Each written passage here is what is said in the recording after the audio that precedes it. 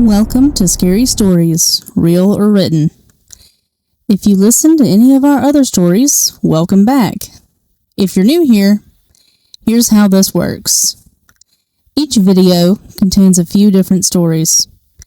It might be a real story from my own life, or a true story from a submission, or it might be a completely fictional story that I or someone else wrote. Some stories could even be a sweet blend of both. Your job as the listener is, as you're listening to the story, I want you to try and guess to yourself whether this story is real or written. Once we've reached the end of all the stories, I will go back to each story individually and reveal the answers. Let me know in the comments whether you guessed right or wrong and why you guessed what you did, or whatever your thoughts are. Now, without further ado, please enjoy the following questionable tales. Let's talk about one of the times I decided to take a new job in North Carolina. I was the mother of one young daughter and expecting her brother in several months when the opportunity came along to deliver the newspaper.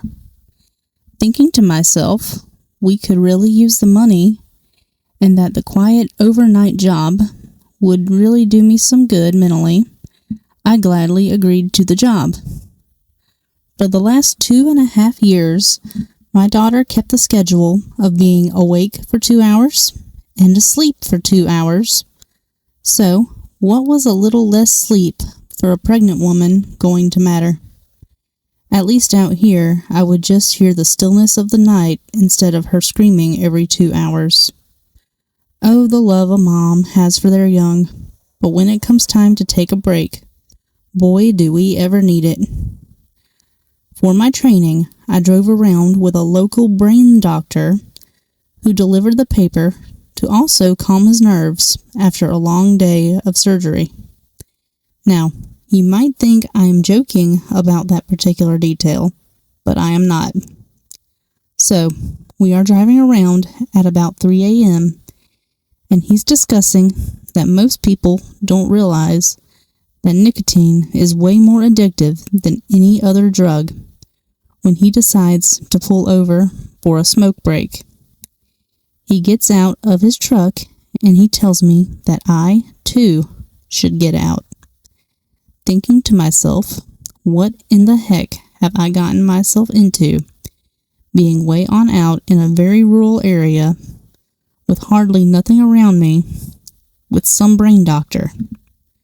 I go ahead and I get out of the truck, since my very pregnant self needed a stretch break anyway. I stayed on my side of the truck so as not to second-hand consume the cigarette. He was saying that people shouldn't smoke. I guess what's good for the goose isn't good for the gander? Who knows? I just knew it was black as anything out there, and I was trusting some stranger with my life and the life of my unborn. I have all these things going on in my mind whenever he looks at me and tells me to be really quiet. What? Are you kidding? It's dark.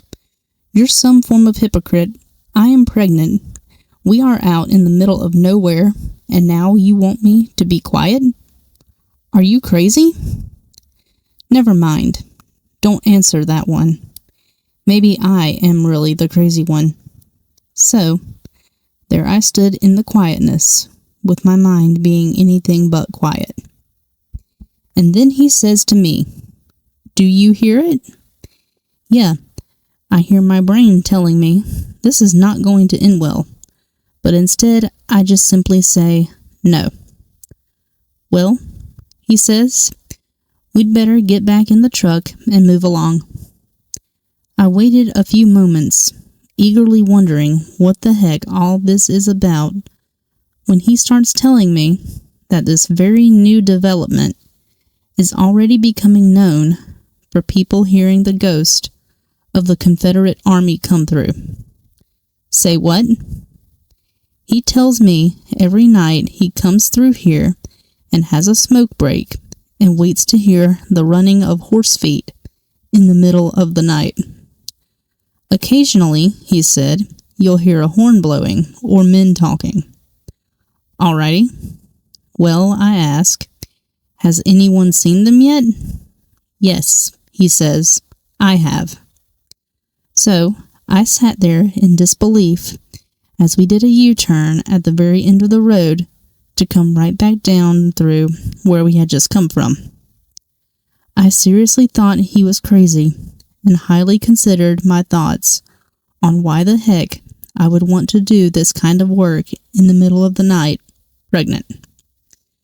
We continued back on the route, and eventually, when he dropped me back off at the drop site, I wished him a good night's rest, because apparently he needed it from hearing all this horse nonsense.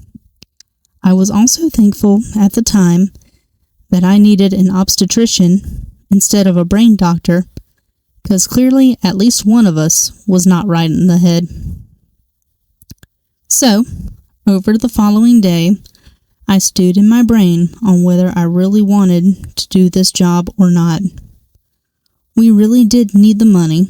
The drop captain was a friend of ours' father, and I needed silence for a few hours of night before, in a few short months, I had another small child screaming at me all night long. Later that day, I fully accepted the job offer and took a 2-hour nap because, that's all the sleep I'm getting. I pop up at 1 a.m. to the screaming 2-year-old, and after settling her back down, put on my shoes and jumped in the car. I drove the 15 minutes to the drop site, thinking to myself, this small spot of sanity better help in all areas.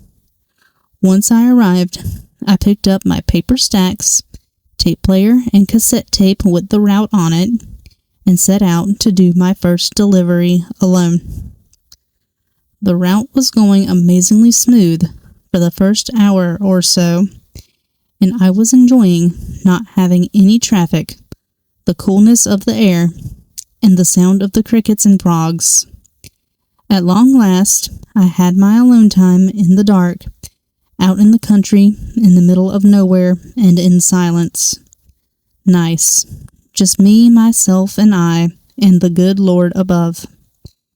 Occasionally, there was also that slight flutter in my stomach from a little child I hadn't met yet, letting me know I wasn't fully escaping my motherhood duties after all. I laughed to myself, realizing I would never truly be alone again, and gained acceptance that night that my life had totally changed unexpectedly, but that I loved the little ones that were brought into my life, even when they were driving me absolutely bat crazy. Wait, did I say bat? What the heck was that? I had just made the right onto Liberty's Run when I realized I was back at that same very odd spot from the night before. I slowed down to a pace that even a turtle could outrun. I noticed a mist over the pond area to my left that seemed stuck, but also somehow moving very quickly. I came to a complete stop as I pushed down on the cassette tape to pause it. As I came to that complete stop, I gazed more intensely into the mist. What in the heck? No way. I know I'm tired. I know I'm not crazy. But wait, what? That's horses and Confederate soldiers. No way. No way. They slowed down to a light trot as my heart came to a stop that a heart doctor would question whether CPR was necessary at the moment or not. I realized at that moment I really needed to take a deep, deep breath. I could see my own breath in the air at that moment and prayed it wasn't escaping to join the dead on a midnight run. I heard some chatter from their direction, but even though I listened intensely, I could not make it out. One soldier started making his way in my direction, but as he stepped into the road, another one waved him back. Staring intently at me, and I'm pretty sure through me, he abruptly turned away and started back toward the others. When he got back to his horse, he climbed up, and as he sat down, looked back at me one more time. Whoosh they went into the mist, taking my heart, my breath, and my very soul with them. I sat out there another good 10 minutes, reflecting on everything before finishing up my evening. Truly, what the heck was all that about? As time went on delivering that route, I never saw them again, but some nights the mist would still be there, and I would hear that indistinct chattering.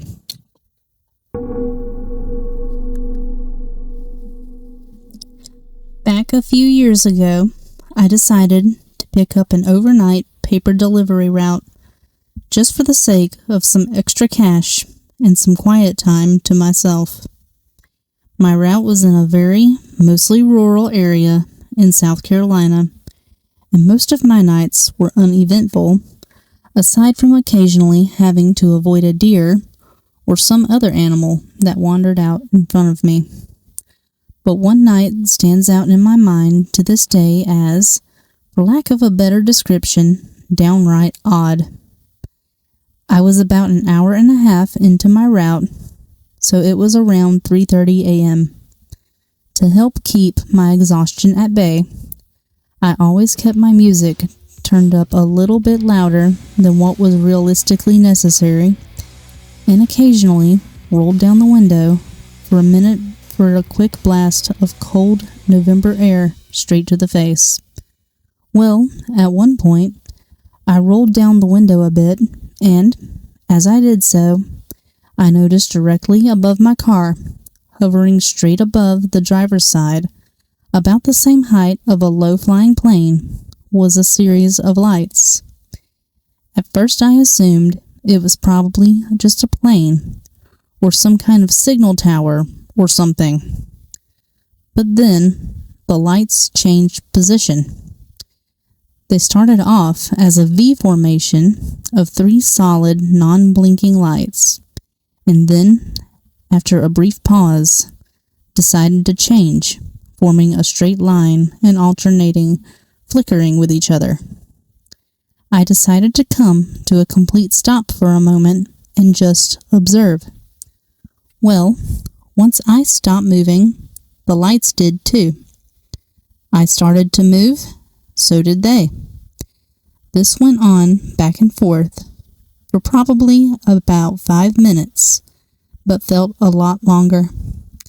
Eventually, it comes to my attention that, while I was busy trying to analyze this mystery light show, my radio station had cut out and was now nothing but static. I took a short break from watching the lights to try and find a working station, but to no avail.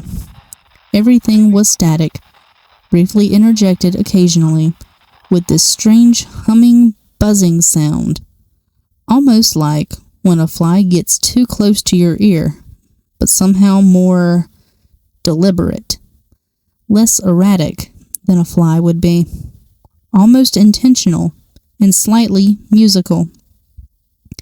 I decided to just turn the radio off completely for the time being, and started to just drive as I had been, so I don't run too late in finishing my route. But it quickly came to my attention that I was being followed.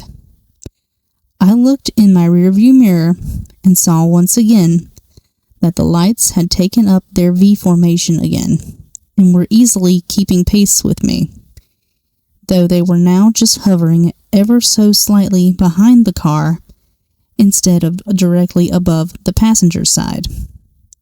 So once again, I decided, like the curious idiot I am, to stop the car again. And that's when things got really weird. The lights began moving in a circle directly above the car, like some sort of floating, mysterious merry-go-round, circling and blinking, changing from red to white and back again, going faster and faster until finally, in one random pop of a single flashing bright light, they were gone. Thoroughly freaked out by this point, not knowing what they were or where they went, or if they were about to reappear and do something even crazier, I decided to floor it. As I zoomed down the mostly dirt road, my car bounced around all over the place from all the tiny little potholes I was hitting.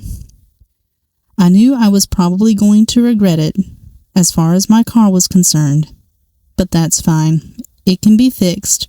Right now, I don't care. Get me out of here. I decided to turn my radio back on and try and calm my nerves a bit, and thankfully, I had full, regular radio signal that was completely static-free. I tried to resume my route as normal, and I did get through it, but I kept one eye on the sky for the rest of the night. And believe me when I tell you, I was plenty awake for the entire rest of the night.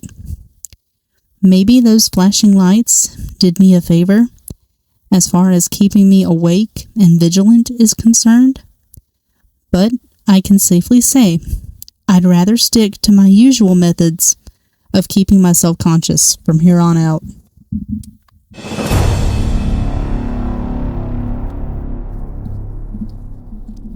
So, what are your thoughts on tonight's unusual paper route stories?